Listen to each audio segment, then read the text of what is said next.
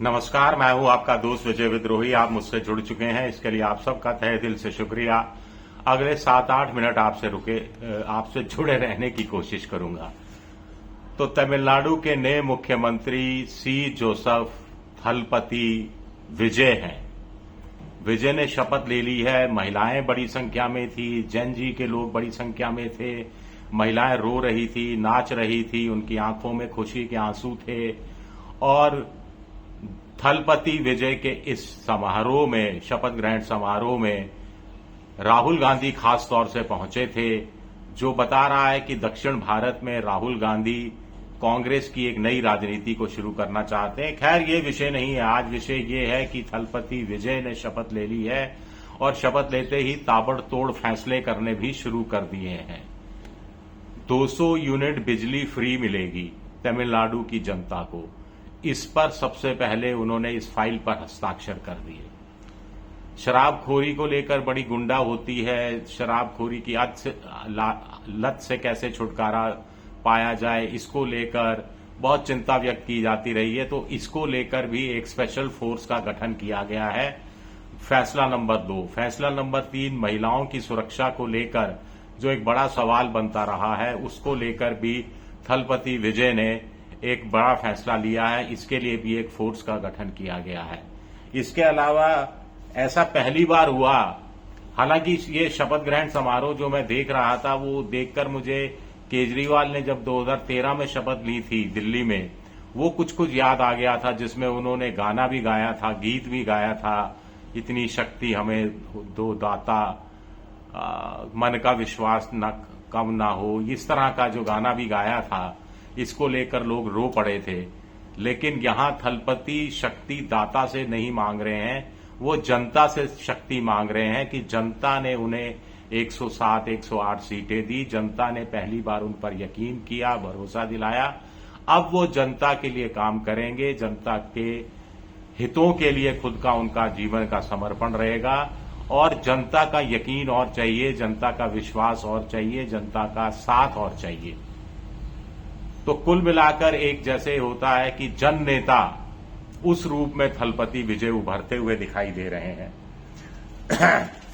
ऐसा बहुत कम होता है कि कोई मुख्यमंत्री पद की शपथ ले पहली बार और पहले से ही ये घोषणा कर दी जाए कि कौन कौन मंत्री होंगे और कौन कौन मंत्रियों को कौन कौन मंत्रालय दिया जाएगा। ये पहली बार मैंने सुना है 35-36 साल के पत्रकारिता के इतिहास में कि 2 दिन पहले ही पता था कि कौन मंत्री बनने वाला है और किसको क्या मंत्रालय दिया जाने वाला है। ये बताता है कि थलपति विजय को अपने नेताओं पर, अपनी पार्टी के कार्यकर्ताओं पर, अपनी पार्टी के समर्थकों पर कितना यकीन है। जैसे ये कहा गया कि मुख्यमंत्री पब्लिक एडमिनिस्ट्रेशन अपने पास रखेंगे, जो आमतौर पर मुख्यमंत्री रखता है। पुलिस और होम डिपार्टमेंट भी उनके पास रहेगा। पब्लिक वर्क डिपार्टमेंट, ये बड़ा इंपॉर्टेंट है, सार्वजनिक जो निर्माण विभाग है, मंत्रालय है, ये के सेंटो केएम के पास जाएगा। म्युनिसिपल एडमिनिस्ट्रेशन डिपार्टमेंट एन आनंद को, electricity department CTR Nirmal Kumar को, जिनके डिपार्टमेंट पर एक महती जिम्मेदारी आ गई है 200 यूनिट बिजली फ्री की। इसी तरह अन्य मंत्रालयों के नाम भी दिए गए हैं अखबारों में, जो बाकायदा छपे हुए हैं। तो आपके दिमाग में भी वही घूम रहा होगा, अनिल कपूर फिल्म नायक, अनिल कपूर का ताबड़तोड़ फैसला करना, अमरीश पुरी का उनको ये देना कि 24 घंटे का वक्त देता हूं, 24 घंटे के अंदर मुख्यमंत्री बनकर दिखा दो तुम क्या कुछ कर सकते हो। लेकिन यहां तो 5 साल का वक्त है, लेकिन 5 साल का वक्त शायद उनको लग रहा है कि अभी से काम करने की जरूरत है। और ये जो 4-5 दिन डिले हो गया शपथ ग्रहण में, वो डिले से जो पब्लिक के हित में और फैसले कर सकते थे, उसकी भरपाई करने की कोशिश क्या जोसेफ विजय कर रहे हैं। अनिल कपूर नायक बनाई, एक फिल्म बनाई, लेकिन जनता से जुड़े हुए मामलों को लेकर, जनता से जुड़े हुए सरोकारों को लेकर सी जोसेफ विजय ने तो 1, 2, 3, 4, 5, 6, 7 फिल्में तो मुझे ध्यान आ रही है। दरअसल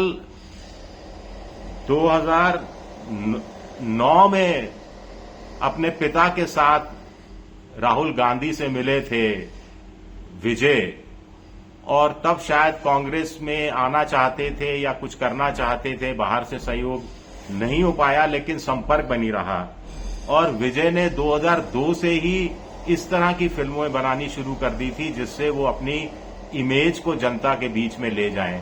वो अम्बेडकरवादी हैं, वो पेरियारवादी हैं, वो दलित समर्थक हैं, वो सांप्रदायिकता के खिलाफ हैं, धर्मनिरपेक्षता के पक्ष में हैं, वो गांधीवादी हैं, ये तमाम बातें वो कहते रहे हैं।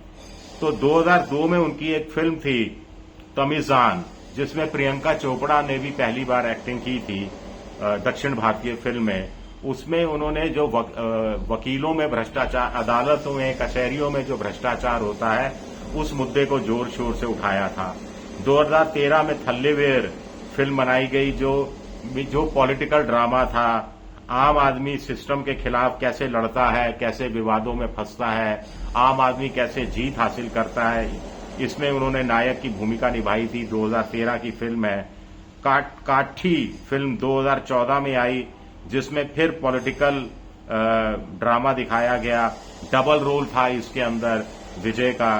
सामाजिक न्याय की बात की गई, किसानों की आत्महत्या, जमीन जो हड़प ली जाती है, भूमि अधिग्रहण के नाम पर किसानों को मूर्ख बनाया जाता है, इन मुद्दों को जोर शोर से उठाया गया। फिर 2017 के अंदर मार्शल फिल्म आती है, जिसमें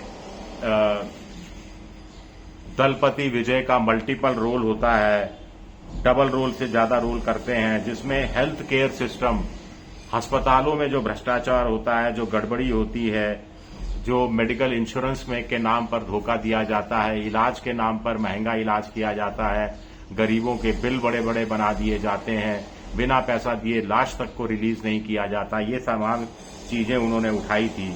सरकार फिल्म आई 2018 में। इसमें एक एनआरआई बिजनेसमैन भारत आता है चुनाव में भाग लेने के लिए, वोट डालने के लिए। पता लगता है उसका वोट तो कोई दूसरा डाल गया। तो फर्जी तरीके से जो वोट डाले जाते हैं, बोगस वोटिंग होती है, जबरन वोटिंग कुछ लोगों को नहीं करने दी जाती है। उसके बाद जो चुनाव आयोग भारत में कर रहा है कथित तौर पर एसआईआर वगैरह, कहीं कहीं उस तरफ वैसा तो नहीं दिखाया गया था, लेकिन चुनावी प्रणाली की खामियों को पुरजोर तरीके से सामने रखा गया था। 2019 में बिजल फिल्म आती है। इसके अंदर महिलाओं का जो स्पोर्ट्स में, खेल के क्षेत्र में यौन शोषण होता है, आपको बृजभूषण शरण सिंह और विनेश फोगाट, आज भी अखबारों में छपा है कि विनेश फोगाट का करियर तबाह करने की कैसे कोशिश की जा रही है, उनको कुश्ती की ट्रायल प्रतियोगिताओं में भाग लेने से रोका जा रहा है। खैर 2019 में वुमेन एम्पावरमेंट, स्पोर्ट्स में पॉलिटिक्स, स्पोर्ट्स में राजनीति को लेकर ये फिल्में बनाई थी। और लेटेस्ट फिल्म जना नायगन है 2026 में, जो अभी रिलीज नहीं हुई है।